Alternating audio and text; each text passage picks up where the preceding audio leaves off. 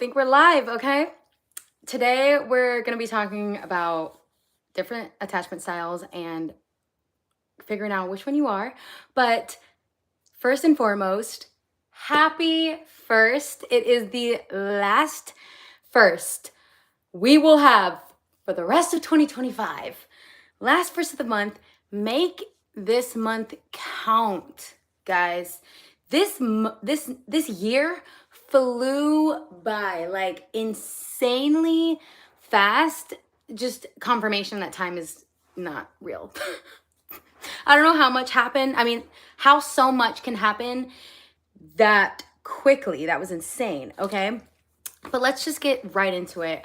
This passage from the same book, I posted my other video on 101 essays that will change the way you think. Why you're struggling in your relationships based on your attachment style. Really explained it short and sweet, and comparing them all one together, seeing them side by side, and just actually realizing which one I most resonate with really makes it so much easier to understand yourself and your past, and why even relationships that you had maybe made clear what their attachment style is, or what your current partner and yourself is at this time. And it can change along the way, you know what I mean, as you grow and heal and learn more things. But obviously the goal is to be secure. But you know, we're just humans. So here are the attachment styles. I hope this helps. It helped me. So it goes, it's common knowledge that most of our beliefs about the world are shaped in childhood, and most issues that people experience as adults have something to do with what was experienced in earliest phases of life. Never is this more true than with romantic relationships. They are, after all, extensions of the bonds we build and things we come to understand about men, women, and how they interact through our parents. Many people spend their lives recreating their first familial relationships, often to their own detriment. Here are the 4 types of attachment styles children develop, and how understanding your own can help you stop struggling so much in your relationships now. First, secure. If you're someone who attaches securely, one or both of your parents were completely attuned to your needs during early childhood. You learn to trust people and objectively struggle the least with relationships, as you don't over-respond to the idea of being rejected or dismissed. You don't fear it as much. However, if you are struggling in your relationships, it's likely because of your complacency. You're willing to stay in the wrong relationships for too long because they're good enough. But at the same time, you're more hesitant to commit to the right relationships when they come along because there's more risk involved. You are comfortable and prefer to stay that way, possibly at the detriment of your heart's true desires.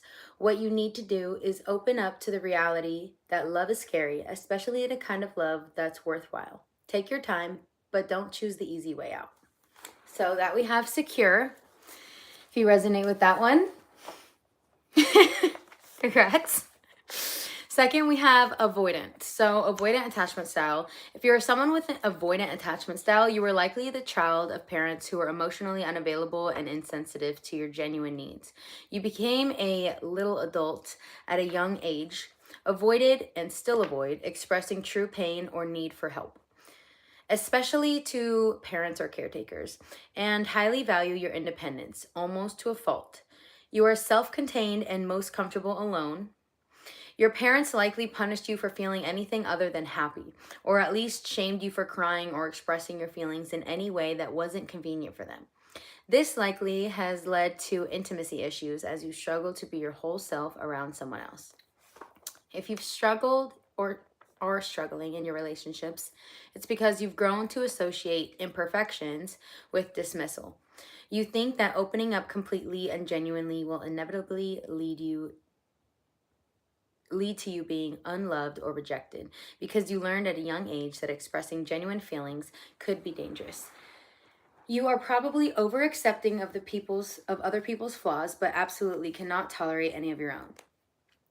What you need to do is practice opening up to other people in a genuine way.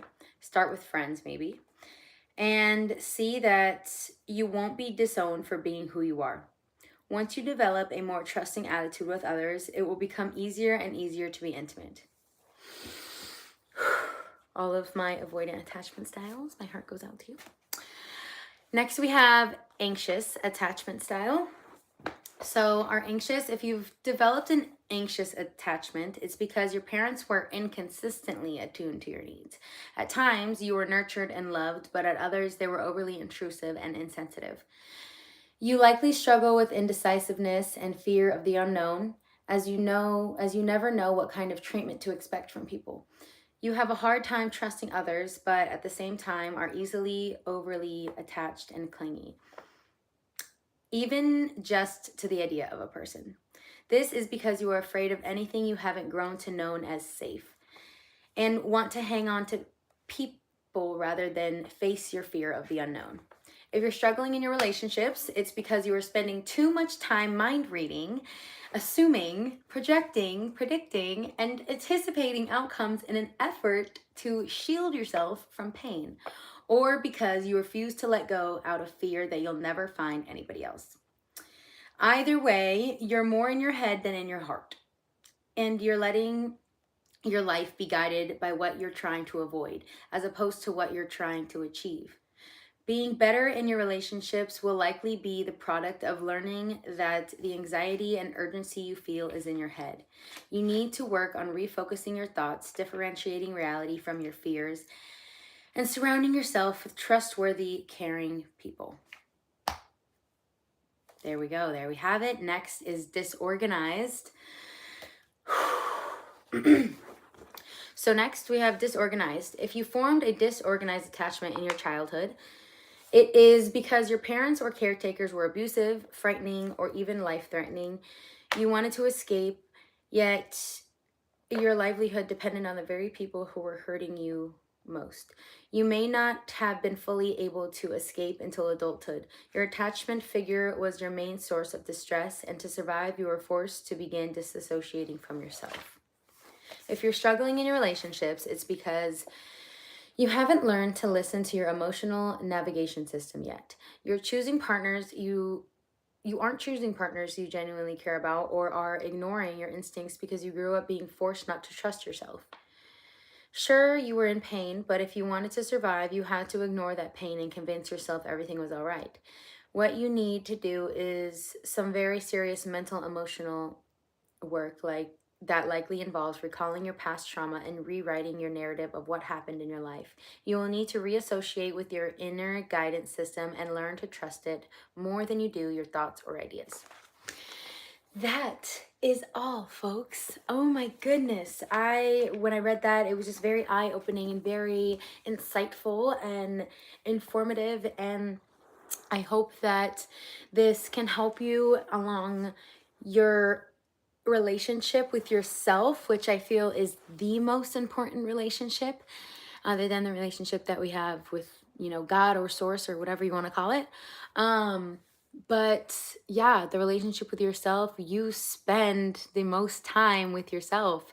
So why make it hell, the whole thing, heaven on earth, it's like on earth as it is in heaven. It's like on earth as it is in heaven. We need to cultivate that within here, you know, in this human experience. So just understanding how we move through this world is so important, and just being self-aware and doing things that change you and scare you and push you outside of your comfort zone, because that's the only way that we will fulfill our true purpose here, is being authentic and facing ourselves, because nobody is coming to save you. I promise. You are the only one capable of getting your butt to the other side, okay? So, yeah, I just wanted to share that with you because it helped me, and I just hope it can help some of you guys. Let me know how you guys' year was, and kind of wanted to just put that energy out there that 2026 does not start on the first next 30 days. No. 2026, don't mind my broken nail. 2026 starts today, ladies and gentlemen. 2026 is starting now. We are amping up. We are not hibernating. We are getting clear, setting our intentions now. Get excited about it. Create your vision board on freaking Canva for all I care. Like, I think my goal though this year is to create another real life vision board, because although I printed mine out and I have it taped by my bed, I have the last like 2 years, I want to say, 2, 3 years maybe, I've done them on Canva, which is really cool. I'm still going to do that because I like to put it on my like computer laptop and my phone screen wallpaper. But I want to make another one with actual like cutouts, because I just think it's so fun and just a cool activity. If you have friends that you can do it with too, it's also a fun thing to do, but I know it can be hard to coordinate and all that, but just do it for yourself. And even if you don't, just do it on Canva. It can be super simple. They have templates. Get your ideas off Pinterest. It's just, get excited about it. Get excited. Like, already be grateful for where you are now and what you have now, and just be okay with, just be, what's the word, content, but also continue to meditate and do your visualizations, do your journaling, continue to take aligned action so that we can heal and grow and become the women or men that you know you're capable of becoming. Set those delusional ass goals, okay? Because guess what? It's only delusional until it's done. So, yeah, I love you guys. Thank you for coming to my TED Talk. But yeah, get ready because we are glowing up and we are getting serious and we are getting some money in our pockets, okay? Get your money up, not your funny up.